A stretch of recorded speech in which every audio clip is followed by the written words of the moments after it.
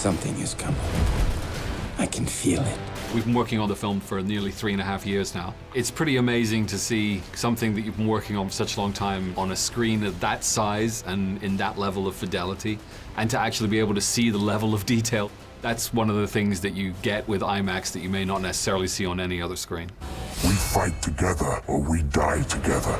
I think one of the benefits of being able to see that much detail is that you really get that sense of reality to it. With a fantasy film like this, where you really are trying to get the audience to take that leap of imagination, the more you can do, the more detail you can give a film, I think the more likely they are to just buy into it and feel like they're existing in this environment along with our heroes.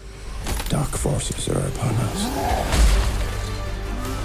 That IMAX sound system is phenomenal. It's like it brings you into the environment that the film takes place in. And I think anything that you could do like that to just help the audience take that one extra step into the reality you're trying to create is always worth the extra effort.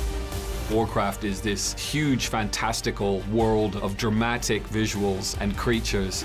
Any film where you're trying to create worlds and bring the audience along for the ride, whether it's science fiction or fantasy, really lends itself to IMAX. Our world is dying. There is nothing to go back to. Warcraft centers around these two separate worlds. Towards the beginning of the film, the voyage from one to the other has this sort of surreal quality to it, and it's quite a dramatic moment in the movie, and I think seeing that on the big IMAX screen is pretty spectacular.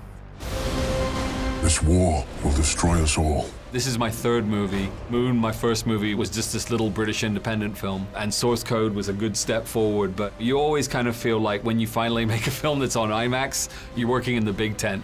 Together, we might stand a chance.